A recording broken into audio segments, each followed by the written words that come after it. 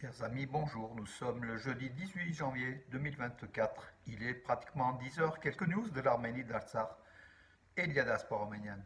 La bonne nouvelle. Donc hier, le Sénat, donc mercredi 17 janvier, le Sénat a adopté une résolution soutenant l'intégrité territoriale et de la souveraineté de l'Arménie et condamne l'offensive militaire au Haut-Karabakh des 19 et 20 septembre dernier par l'Azerbaïdjan et appelle ses alliés, avec ses alliés, l'Azerbaïdjan avec ses alliés, et appelle l'Azerbaïdjan à garantir le droit de la population arménienne au retour au Karabakh en garantissant les conditions qui assureront sa sécurité et son bien-être.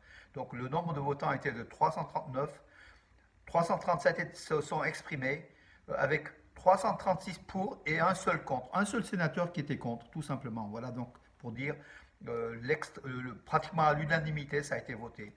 Voilà une bonne nouvelle. Après cette résolution, que fera l'Azerbaïdjan qui de toute façon n'écoute pas à Paris, hein, donc déjà la ministre, l'ambassadrice d'Azerbaïdjan en France avait quand même signalé que Leila Abdullayeva, elle avait prévenu Paris donc, sur la résolution de ce Sénat avec la perspective de paix qui exige de ne pas attiser le feu. Comme si Paris, en votant cette résolution, attise le feu, tout simplement. Voilà, l'Azerbaïdjan peut s'armer, peut faire tous les crimes contre l'humanité et en même temps donne des leçons à Paris. Voilà, donc on est quand même dans un monde de fous. L'Azerbaïdjan ferait mieux de se taire et de respecter le droit international, les droits de l'homme et tout le reste qui s'ensuit, tout simplement.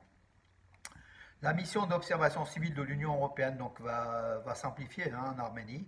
1500 observations ont été réalisées donc, en date d'hier. Des 138 observateurs civils, ils vont passer à 209. Donc ça a été voté par l'Union européenne. Donc c'est voilà, sous peu. Donc l'effectif de ces forces, de ces observateurs européens va passer à 209, ce qui est bien. La présence de ces observateurs a quand même calmé un petit peu l'appétit de l'Azerbaïdjan, il faut le voir, depuis pratiquement un an, qui sont aux frontières de l'Arménie. Il y a moins d'exactions, il y a moins d'attaques aux frontières de l'Arménie. L'Azerbaïdjan qui continue à vandaliser les lieux de culte ou du patrimoine arménien en Artsakh. Donc dernièrement, le cimetière au village de Aterk, des monuments dédiés aux victimes de la guerre d'Artsakh, en Artsakh occupé aujourd'hui, ont été vandalisés par l'Azerbaïdjan qui continue bien sûr à dégrader, à détruire toute trace du patrimoine arménien de l'Artsakh occupé. Pachinian, le Premier ministre arménien, a mentionné les conditions dans lesquelles l'Arménie est prête à ouvrir la voie à l'Azerbaïdjan. Bien sûr, il n'est plus question de corridor à travers le Zangezur. Par contre, il y a des voies de transport que l'Arménie garantira tout simplement la sécurité. Voilà, donc l'Arménie propose d'ailleurs le passage de carrefour de la paix, la voie de la paix en fait, voilà, donc à travers l'Arménie.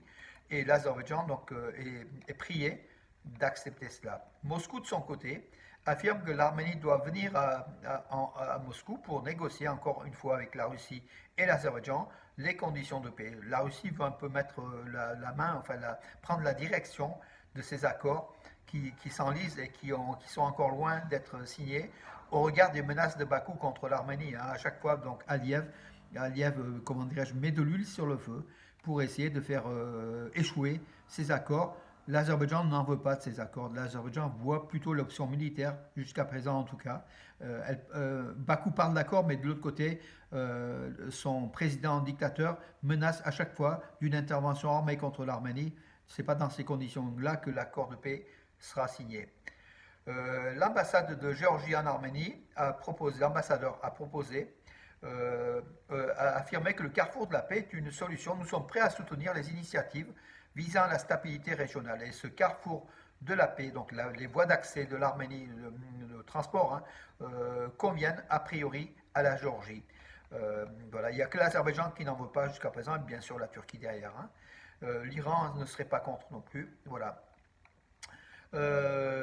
Alors, que dire d'autre, mes amis? Oui, plus de 100 milliards de dirhams ont été investis donc, en 2023 par le gouvernement arménien pour la réfection de 450 km de routes qui ont été rénovés par les fonds du gouvernement arménien l'an dernier sur le territoire souverain de l'Arménie. Euh, Passons au sport. Bonne nouvelle. Donc, l'arméno-russe Elina Avanesian, 20 ou 21 ans, 74e joueuse mondiale, s'est imposée au deuxième tour du tournoi de l'Open d'Australie, pardon, face à la grecque Maria Sakkari, qui est numéro 8 mondial. Voilà donc un exploit de la joueuse arméno-russe Elina Avanesian. Karen Khachanov s'est qualifié aussi pour le troisième tour de cette Open d'Australie. Voilà les bonnes nouvelles, mes amis. Et puis, l'international arménien Edgar Sevikian, qui jouait à Nijni Novgorod en Russie, a signé officiellement donc, à Ferencváros, le club de Hongrie. Voilà, désormais il va évoluer en Hongrie. Il a présenté donc hier son maillot. Voilà mes amis pour aujourd'hui, je vous donne rendez-vous à demain et bonne journée.